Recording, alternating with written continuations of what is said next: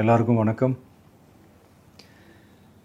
இந்திய அரசியல் சாசனம் நம்ம தமிழ்நாட்டில் இருக்கிற எல்லாருக்குமே கொடுத்துருக்கிற உரிமையில் ரொம்ப ரொம்ப முக்கியமானது ஓட்டிங் ரைட், வாக்குரிமை.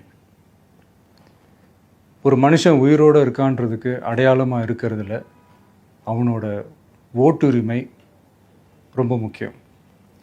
அதனால தான் voting is not only our right but also our life. ஒரு முக்கியமான விஷயத்தை பற்றி இப்போ நான் உங்ககிட்ட ஷேர் பண்ண போகிறேன். இது நான் ஃபஸ்ட்டு கேள்விப்பட்ட உடனே எனக்கே ரொம்ப ஷாக்கிங்காக தான் இருந்தது. இப்போ நான் பேசிகிட்டு இருக்கிற இந்த நேரத்தில் தமிழ்நாட்டில் இருக்கிற நம்ம யாருக்குமே ஓட்டு போடுற உரிமையே இல்லைன்னு சொன்னால் நம்புவீங்களா? நான் நீங்கள் உட்பட யாருக்குமே அது இல்லை. நான் பயமுறுத்துறேன்னு நினைக்காதீங்க, அதுதான் நிஜமும் கூட. கொஞ்சம் ஏமாந்தால் நம்மளை மாதிரியே இன்னும் லட்சக்கணக்கான பேருக்கும் இதே நிலைமை தான். ஓட்டு போடுற அந்த உரிமையே இல்லாத மாதிரி ஒரு நிலைமை வந்தாலும் வரலாம். இதுக்கு மெயின் ரீசன் அந்த எஸ்ஐஆர், ஸ்பெஷல் இன்டென்சிவ் ரிவிஷன், சிறப்பு தீவிர திருத்தம். இப்போது இந்த எஸ்ஐஆர் நம்ம தமிழ்நாட்டில் எப்படி ஒர்க் ஆக போகுது?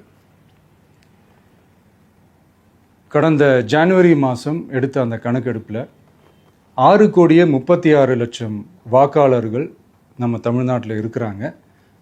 ஆனால் அவங்க யாருக்குமே இந்த ஓட்டு போடுற உரிமையே இல்லை.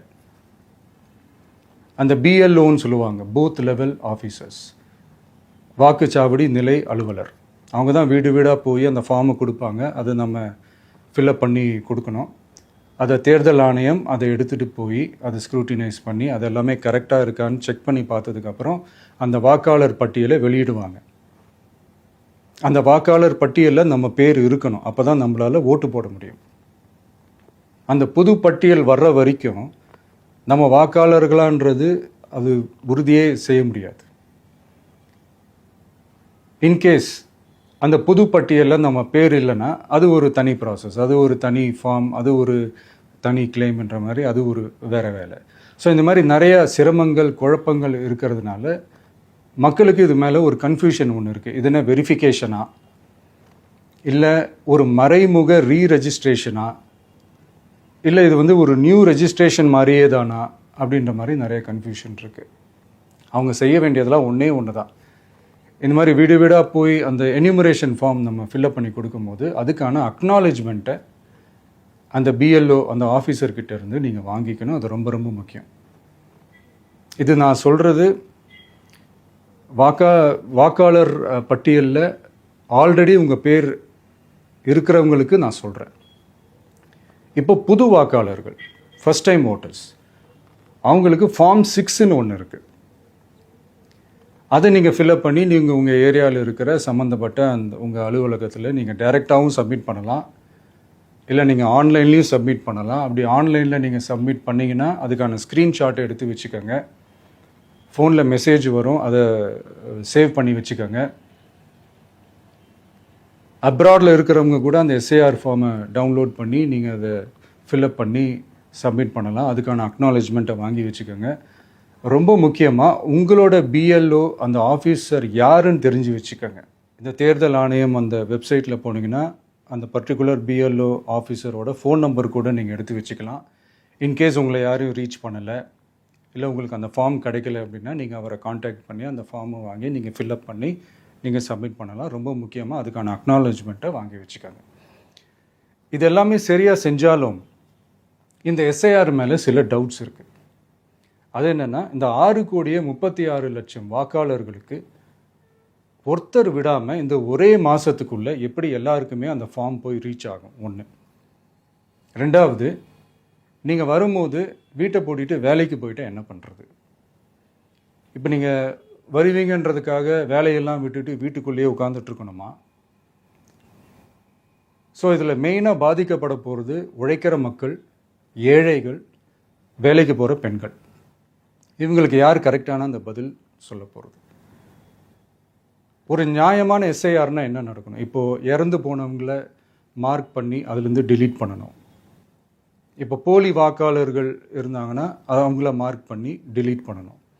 இப்போ ஆல்ரெடி ஓட்டு இருக்கிறவங்களுக்கு எதுக்கு இந்த ரெஜிஸ்ட்ரேஷன் என்ற பேரில் இவ்வளவு குழப்பங்கள் அப்படின்றது தான் இங்கே கேள்வி.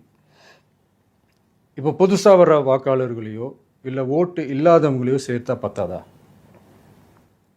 இப்போ ரீசெண்டாக நடந்த இப்போ எலெக்ஷன் 2021, 24 எப்படி எல்லாருமே ஓட்டு போட்டோம்? அதில் ஓட்டு போட்டவங்க கூட இப்போ புதுசாக ரெஜிஸ்டர் பண்ணணும்னா அது ஏன் அந்த கன்ஃபியூஷன் அப்படின்றதான் நாங்கள் கேட்குறோம். அதனால தான் நாங்கள் எஸ்ஐஆரை எதிர்க்கிறோம். இப்போ புதுசாக சில கம்ப்ளைண்ட்ஸ்லாம் வர ஆரம்பிக்குது. அது என்னென்னா முக்கியமாக நம்மளுடைய டிவிகே தோழர்களுக்கு அந்த ஃபார்ம் கிடைக்க மாட்டேங்குது, கொடுக்க மாட்டேன்றாங்க அப்படின்ற சில கம்ப்ளைண்ட்ஸ். இது யார் பண்ணுறாங்க அப்படின்றது நான் தான் சொல்லி தெரிய வேணும்னு ஒன்றும் அவசியம் இல்லை உங்களுக்கு. இப்போ இருக்கிற ஆட்சியாளர்கள் அவங்களுக்கு கைப்பாவையாக இருக்கக்கூடிய சில பேர் இதை செய்ய ஸ்டார்ட் பண்ணியிருக்கிறாங்க. அதனால் மைடியர் வர்ச்சுவல் வாரியர்ஸ், இதை சாதாரணமாக எடுத்துக்காதீங்க. இது எல்லாருக்குமே அந்த ஃபார்ம் போய் ரீச் ஆகணும். இதில் ரொம்ப உறுதியாக இருங்க. அதையும் மீறி உங்களுக்கு அந்த ஃபார்ம் கிடைக்கலன்னா இருக்கவே இருக்கும் ஆன்லைன். தேர்தல் ஆணையம் அந்த வெப்சைட்டில் போய் அந்த ஃபார்மை டவுன்லோட் பண்ணி நீங்கள் ஃபில்அப் பண்ணி சப்மிட் பண்ணலாம். உங்கள் வீட்டில் இருக்கிறவங்களுக்கு நீங்கள் செஞ்சு கொடுங்க, பக்கத்து வீட்டில் இருக்கிறவங்களுக்கு செஞ்சு கொடுங்க, தெரிஞ்சவங்களுக்கு, தெரியாதவங்களுக்கு, பழகினவங்களுக்கு, பழகாதவங்களுக்கு எல்லாருக்குமே நீங்கள் தயவு செஞ்சு கொடுங்க. அண்ட் ரொம்ப முக்கியமாக நம்ம ஜென்சி கிட்ஸ், நம்ம ஃபஸ்ட் டைம் ஓட்டர்ஸ், நம்ம புது வாக்காளர்கள், நம்ம நண்பா நண்பிகள், அவங்க ரொம்ப கேர்ஃபுல்லாக இருக்கணும். நான் ஆல்ரெடி சொன்ன மாதிரி உங்களுக்கான ஃபார்ம், அந்த ஃபார்ம் நம்பர் 6, அதை கரெக்டான டீட்டெயில்ஸோட கரெக்டான உங்கள் டாக்குமெண்ட்ஸை வச்சு அதை சப்மிட் பண்ணுங்கள். ஏன்னா வரப்போகிற தேர்தலில் நீங்கள் தான், அந்த ஜென்சி வாக்காளர்கள் தான் மிக முக்கியமான ஒரு ஃபோர்ஸ் அப்படின்றது எல்லாருக்குமே தெரிஞ்ச ஒரு விஷயம். அதனால் உங்களை டிஸ்டர்ப் பண்ணுறதுக்கு, உங்கள் பேரை அதில் இன்க்ளூட் பண்ணாமல் செய்கிறதுக்கு என்னென்ன வேலைகள் செய்யணுமோ, என்னென்ன தில்லுமுள்ளு வேலைகள் செய்யணுமோ எல்லாமே அவங்க செய்வாங்க.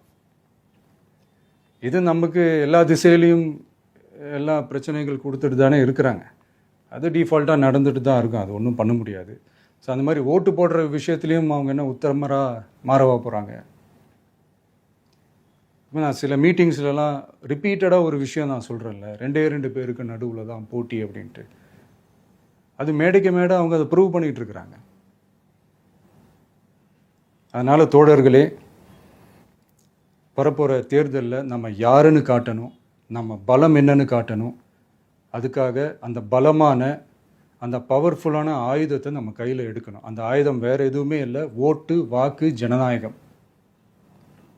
அது இருந்தால் தான் நம்ம அந்த வெற்றியை நோக்கியே நம்மளால் பயணிக்க முடியும். தமிழ்நாடே அந்த வாக்குச்சாவடி முன்னாடி திரண்டு நிற்கணும். அதை பார்த்துட்டு தமிழ்நாடே தமிழக வெற்றி கழகமா, இல்லை தமிழக வெற்றி கழகம் தான் தமிழ்நாடா அப்படின்ற மாதிரி இருக்கணும். வீடுன்னு ஒன்று இருந்தால் தான் ஓடு மாற்ற முடியும்னு அறிஞர் அண்ணா அவர்கள் சொல்லியிருக்கிறாங்க. அந்த மாதிரி ஓட்டுன்னு ஒன்று இருந்தால் தான் இந்த நாட்டையே காப்பாற்ற முடியும். அப்புறம் இன்னொரு முக்கியமான விஷயம், அந்த எனிமரேஷன் ஃபார்ம் நீங்கள் ஆன்லைனில் நீங்கள் ஃபில்அப் பண்ணும்போது அதில் ஒரு சில ப்ராப்ளம்ஸ் வர்றதுக்கு வாய்ப்பு இருக்குது. அது உங்களுடைய ஓட்டர் ஐடியில் இருக்கிற உங்கள் பேரும், ஆதார் கார்டில் இருக்கிற பேரும், அந்த ஸ்பெல்லிங், இனிஷியல்ஸ் எல்லாமே ஒரே மாதிரி இருந்தால் தான் அது அக்செப்ட் ஆகும், இல்லைன்னா அக்செப்ட் ஆகாது. அது கொஞ்சம் கேர்ஃபுல்லாக பண்ணுங்கள். அது கொஞ்சம் யூசர் ஃப்ரெண்ட்லியாக இருக்கலாமேன்னு கேட்டதுக்கு அதெல்லாம் முடியாது, அதுக்கெல்லாம் வாய்ப்பு இல்லை, அதுக்கெல்லாம் ஆளுங்க இல்லை, பண்ண முடியாதுன்னு ரிப்ளை பண்ணிட்டாங்க. ஸோ அதனால் மைடியர் டிவிகே தோழர்களே, மைடியர் ஜென்சி படை பலமே, உஷாராக இருங்க, கான்ஃபிடெண்ட்டாக இருங்க, நல்லதே நடக்கும், வெற்றி நிச்சயம். மீண்டும் சந்திக்கும் வரை நன்றி, வணக்கம்.